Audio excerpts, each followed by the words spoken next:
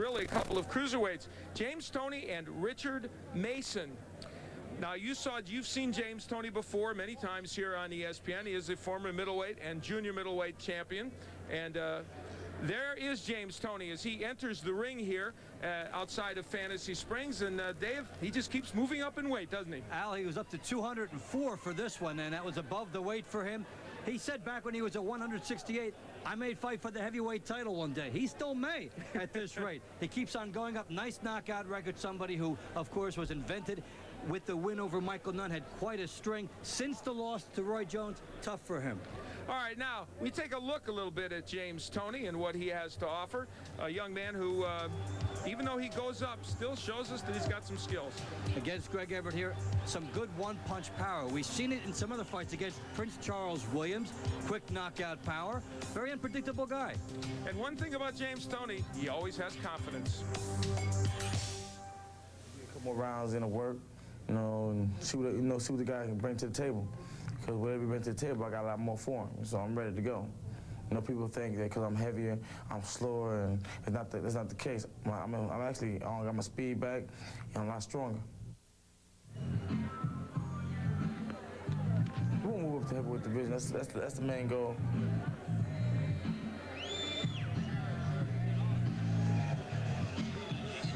And there is, in fact, James Toney as he continues his way on into the ring as he gets ready for his battle with Richard Mason. And he'll go right by us here. We get a good view of James Toney as he comes in with his trainer, Eddie Mustafa Muhammad and Stan Hoffman and all the group. A heavyweight indeed. Somebody who used to set marks in boxing, almost records for the amount of times he would fight. He was very active as a champion. And you see him coming up there, pounding through the ropes. You see visibly how much bigger he looks than when he was fighting Michael Nunn. Think about that. A lot bigger. He fought Nunn at 160 pounds some years ago. And now he's a big one, as they say. And I guess the question is, what kind of conditioning does he bring with that additional weight? We saw him on our championship series against Greg Everett. He got the job done there. Tonight might be a tougher task, though, because the man he's facing, and there you look at him, Richard Mason, has been in with some tough guys, not only gone the distance, giving them some trouble. Had some guys hurt, really in situations where he just could not get over the top and get some big wins, say against Norris. Maybe tonight he'll find the formula. If Toney is affected by coming up in weight, very big edge for Mason. So good matches for Richard Mason against Orlin Norris and Jimmy Thunder. How will he do tonight? James Toney, Richard Mason. Let's send things up to Michael Buffer. Ladies and gentlemen, good evening and welcome to Fantasy Springs Casino here in Indio, California, where tonight it's Top Rank Boxing on ESPN. Brought to you in association with your undisputed, undefeated King of Beers, Budweiser. This Bud's for you. All the bouts you see tonight are sanctioned by the California State Athletic Commission. Let's get things started, ladies and gentlemen, with a 10-round bout in the cruiserweight division. When the bell rings, the man in charge of the action, your referee, John Shorey.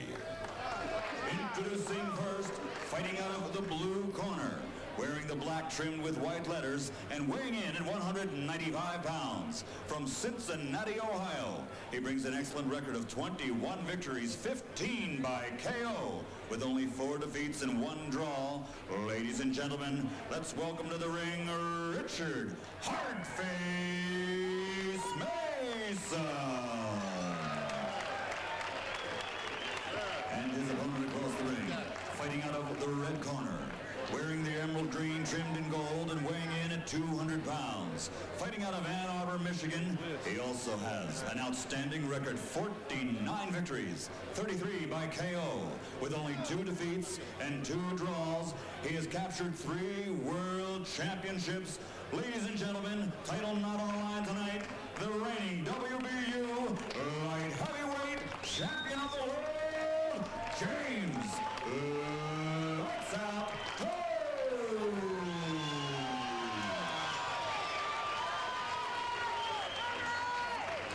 Okay, guys, expect a good, clean fight out of both. Let's take a look at the California rules, Dave. Okay, Al, no 3 knockdown rule here, no standing 8 count as well. The fighter can only be saved by the bell in the final round.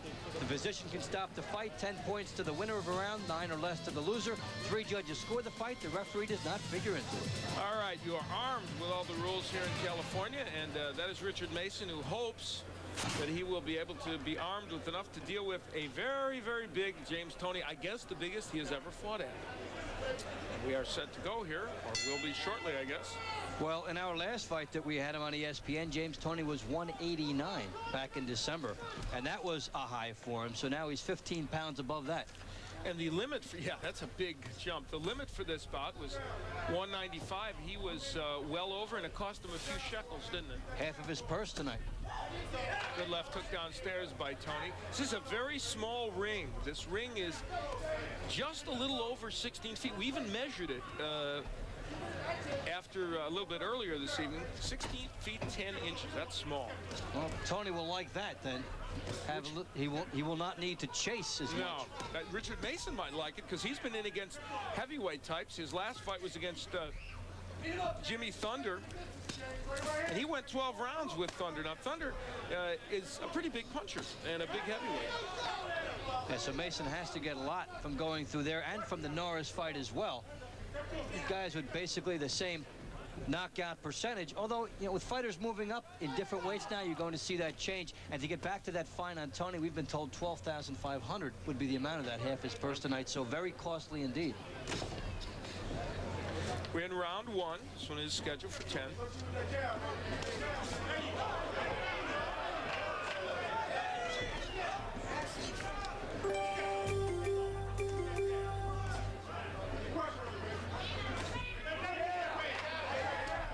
When you look at James Toney coming up to heavyweight, quite different than the way Michael Spinks and Evander Holyfield worked their way up through the cruiserweight ranks and into the heavyweight category. He jumped in one fight. They took years and several fights to work their way up. Toney has been saying for years this is where he wants to be. Yeah, it is interesting how different fighters take different paths in moving up in weight. Now, Toney is standing in there with Richard Mason early. Nobody's moving much at all. Nice right by Toney. Now, we mentioned the Jimmy Thunder fight. He outweighed Mason by about 40 pounds. And Mason went the 12 rounds with him. He said it was fairly close. He said, I can't say whether I won or not, but it was a close fight.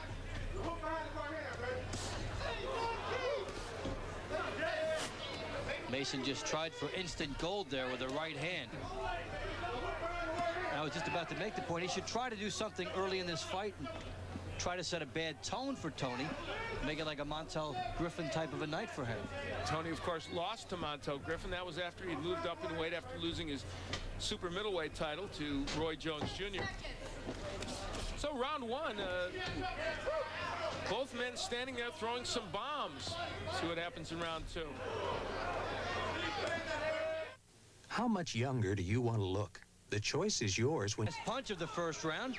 The right hand behind the jab by Toney. You know he'll remember that and try to go back to it. He almost put Mason down. We head into round 2. We come to you from the Fantasy Springs Casino in Indio, California, just outside Palm Springs. It's a beautiful night. We're outdoors. And we have Richard Mason in the black trunks, and in the green it is James Toney. And you sense this is about to open up big. These guys are starting to feel their power here. Now, James Toney is standing in with a guy who is a very legitimate cruiserweight, maybe a smallish heavyweight. And Richard Mason's throwing some big punches. We may find out tonight a little bit whether anybody in the cruiserweight division is going to have a punch to hurt James Toney. Not that Mason is the standard by that, but, you know, he's a guy that can punch a little bit. He can do well with there, and Toney with the advantage in the first round and a 3-to-1 ratio as far as jabs connected. And what we're seeing from him on the inside as he stands, he's moving his head fairly well early in the bout. He's missed some of those bombs that have come at him, and there was some pretty good defense there. Toney working the body very well and throwing some combinations. Now, he steadfastly claims that I'm moving up in weight, but I'm not losing my hand speed. And there's been mixed results on that. Some fights we've seen it from him when he's at the higher weights, and some we haven't. Well, nobody ever keeps their hand speed all the way, but if it can be kept to a minimum and you pick up some power in return, it's a good trade. James Toney's always been known as a terrific defensive fighter. We've seen evidence that early on in this bout. But those skills have not seemed as apparent as he's moved up in weight. If you move up a little bit too quick and maybe some of the quickness goes, some of the reaction time will go too. But there you see the Toney defense as he slips punches. It's always been his forte. Richard Mason, by the way, a 28-year-old. Oh, there he lands a couple shots in the ropes. We mentioned a couple years ago in 1993 he went 12 with Orland Norris, who was then the NABF Cruiserweight champion. Had Norris hurt in the 8th round, but could not finish him off. But he lost the fight. So when he sees a guy coming up from Cruiserweight, he has to feel that he's got an advantage, that he's a little bit more in his home territory here, but Toney's going to make him find out if he's got that edge. Well, James Toney has found a home for that right hand.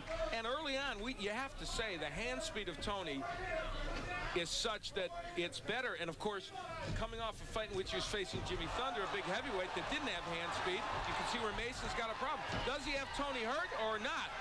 Hard to tell. Well, we'll find out maybe in round 3. Good right by Mason. Stick with us. Well, toward the end of the round, both guys are trading their home run shots. Toney tried to load up. Mason nails him with his best punch of the fight.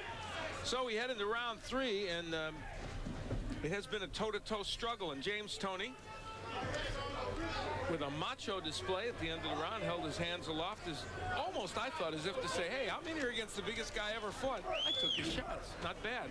And that was a key psychological moment for both guys, the end of that round, a proving ground with their strength. This one is scheduled for 10. James Toney, of course, in the green, as you know, the former middleweight champion, won that in 1991 from Michael Nunn. Defended it 6 times. Then he won the super middleweight title and defended that 3 times before he ran into Roy Jones Jr. And now he's fighting up over 200 pounds. Good right by Toney on the inside.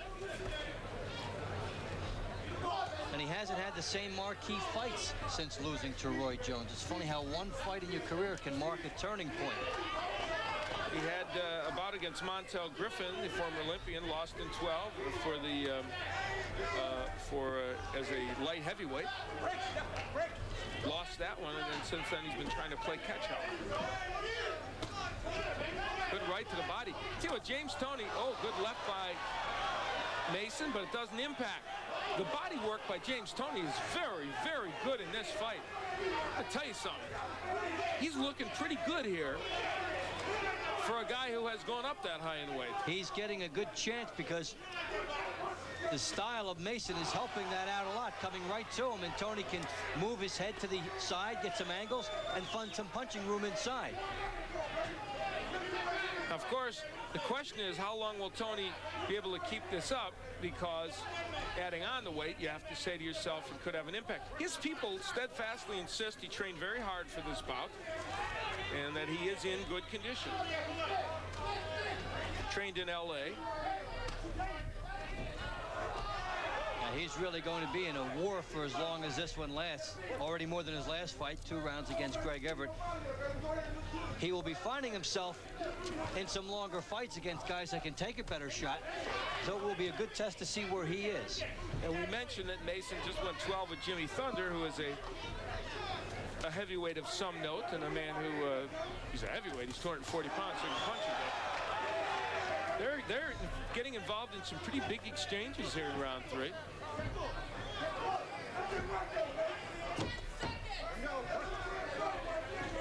So round 3 passes into the night, and we'll see what round 4 has to offer. That is 28-year-old Richard Mason, who comes out to do battle with James Toney. Mason from Cincinnati, Ohio, who is a fighter with a 21-4 record, 1 draw, and he has 15 KOs among those. And of course, James Toney, the former middleweight and super middleweight champion, one of the most